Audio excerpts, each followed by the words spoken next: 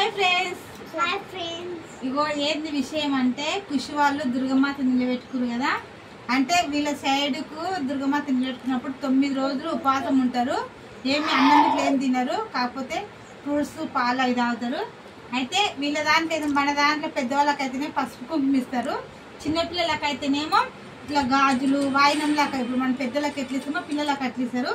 అయితే వీళ్ళ 9 మంది 10 మంది కానీ 9 ఏళ్ళ లోపు పిల్లలకి ఇస్తారు. అయితే నేను కూడా 2 పిల్లలకి ఇస్తున్నాను అన్నమాట. చూడండి, ఇంకా నాకు తోచింది నేను ఇస్తున్నాను అన్నమాట. ఖుషి అండి.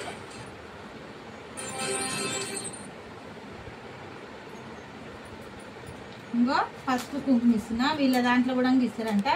ఇంకోటి లాంఛనం ఏంటంటే మనము గంధము పసుపు అవన్నీ పెట్టుకుంటాం కదా. ఇట్లా పెట్టు కాలు పెట్టు. ఇంకో వీళ్ళ దాంట్లో ఇట్లా కలర్ పెట్టుకుంటారు. మన దాంట్లో అయితేనేమో పెళ్ళైనలో పెట్టుకుంటారు, వీళ్ళ దాంట్లో అయితే ఇట్లా పెట్టుకుంటారు అన్నమాట.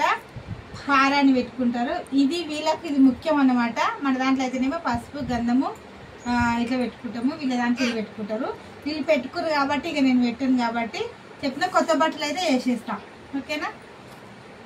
చెయ్యి పసుపు కుంకుమ గాజులేం ఖుషి పట్టుకో. ఖుషి ఇక ఖుషి ఎంత బాగా పట్టుకుంది. ఇది మాత్రము గీతుకు. ఓకేనా? గీతు సైడ్ కట్టేయి.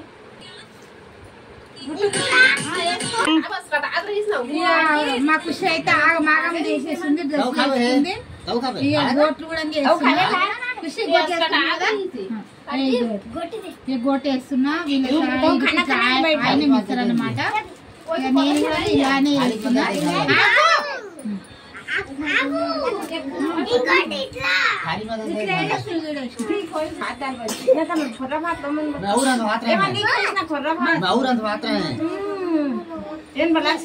पतला चौक के गए छोटे तब कोई नहीं लेना बात नहीं की आगे मत चलता ला ला ला ఇట్లా గోట్లు వేసిన ఇవి మాత్రం దేవుని కాడ పెడతారు కాబట్టి పక్కడ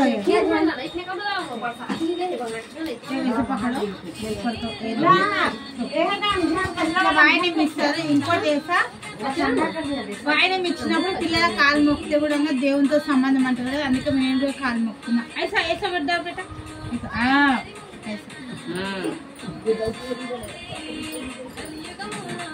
ఇట్లా ఓకేనా ఫ్రెండ్స్? నీకు నచ్చితే ఎవరైనా ఇలా మన తెలంగాణ చేసుకున్నట్లుంటే ఒక చిన్న లైక్ చేసుకోండి, అలాగే సబ్స్క్రైబ్ చేయండి.